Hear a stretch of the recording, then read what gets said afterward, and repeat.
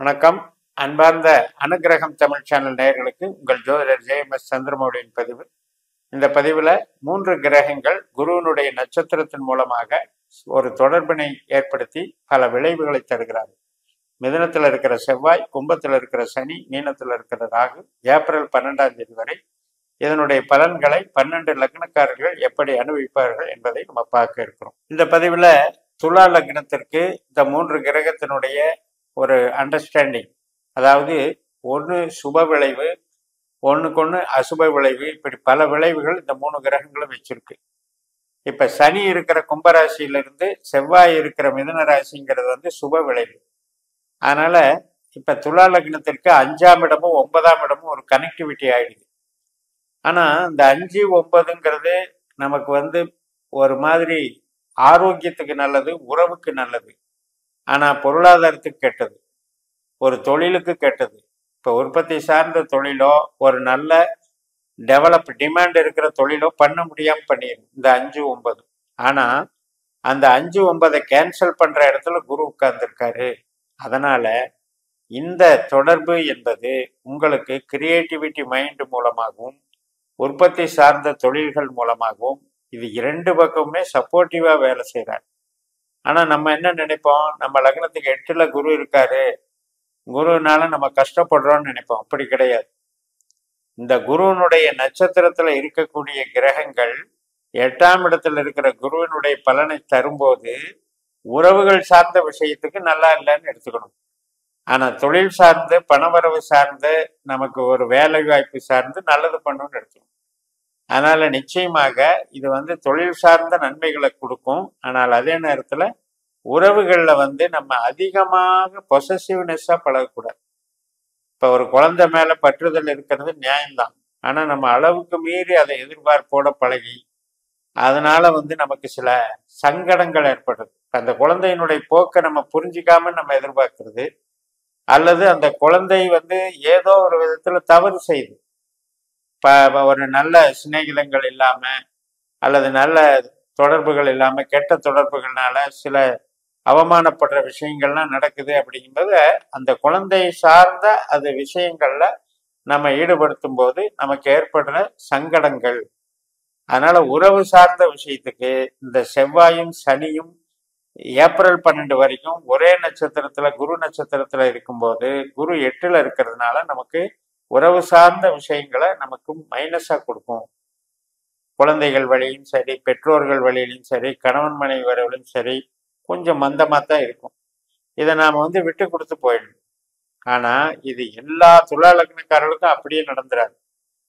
யார் ஒருத்தருக்கு செவ்வாய் திசை, சனி திசை, குரு திசை, இந்த 3 திசை நடக்குதோ அவங்களுக்கு அது திசா புத்தி அந்தர சூட்சுமத்துல ஏதோ ஒரு பங்களிப்புல தான் இது நடக்கும்.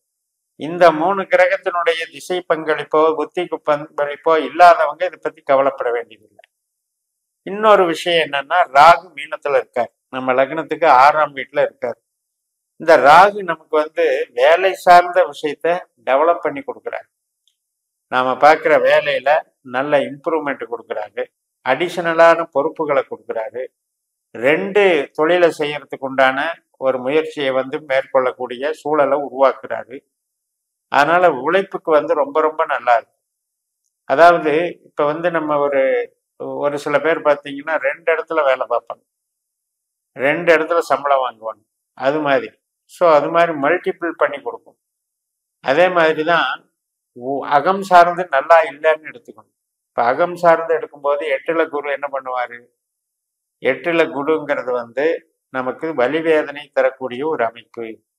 அப்ப இந்த ராகு திசையோ குரு திசையோ உங்களுக்கு நடக்குதுன்னு வைங்க, இந்த மாதிரி நடக்கிறவங்களுக்கு பிரச்சனை இருக்கு. இப்ப ராகு திசா புத்தி அந்தரத்துல இருக்கிறவங்களுக்கு உறவுகள் சார்ந்த வகையில நன்மை இல்லை. அதே மாதிரி கடனையும் நம்ம பார்க்கணும், நோயையும் நம்ம பார்க்கணும். இப்ப கடன் மேல மேல வாங்க சொல்லும், மேல மேல அதிகப்படுத்த சொல்லும். கடன் இன்க்ரீஸ் ஆயிடும். கடன் கிடைக்குதுங்கிறது ஒரு பெரிய பிரச்சனை இல்லை.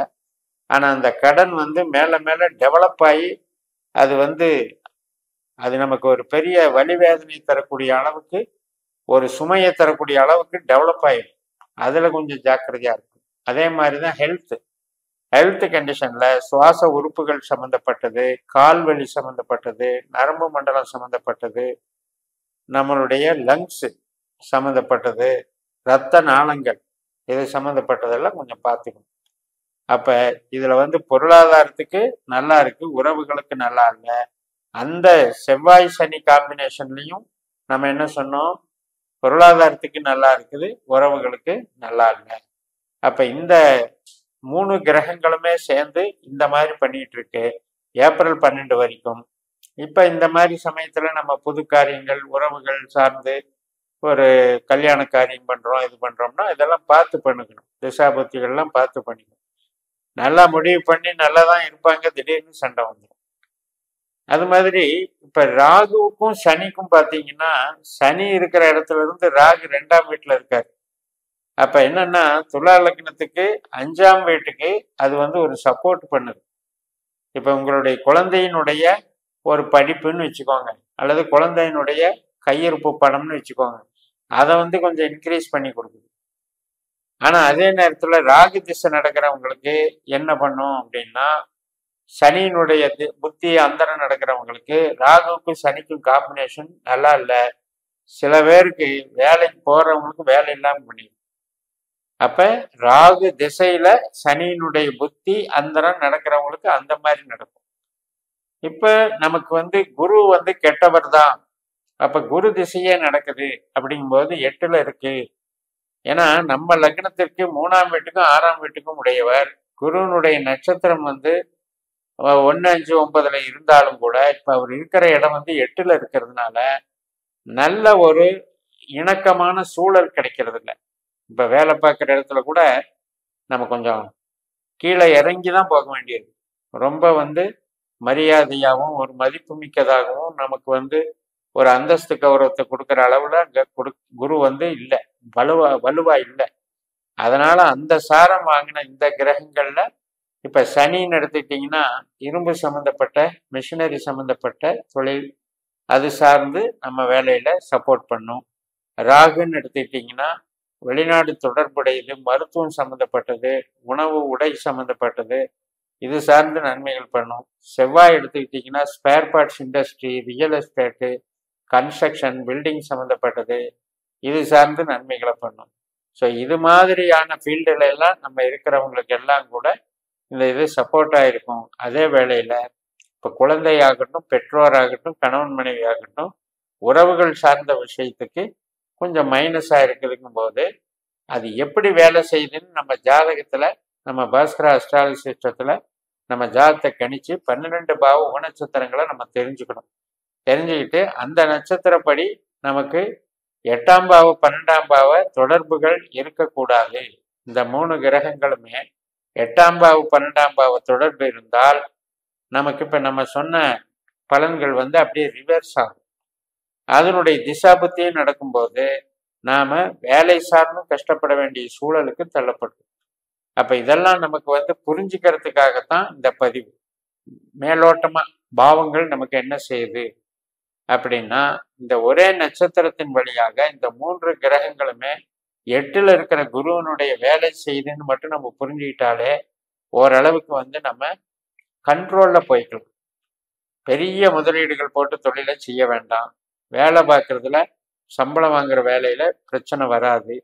ஆனா அதே நேரத்துல வேலை பார்க்குற இடத்துல கூட பழகக்கூடிய நபர்கள்கிட்ட நம்ம இணக்கமா போய்க்கணும். உறவுகள்கிட்டையும் இணக்கமா போயிட்டா இந்த பீரியட் வந்து நமக்கு நல்ல பீரியட்னு சொல்லி நிறைவு செய்கிறேன்.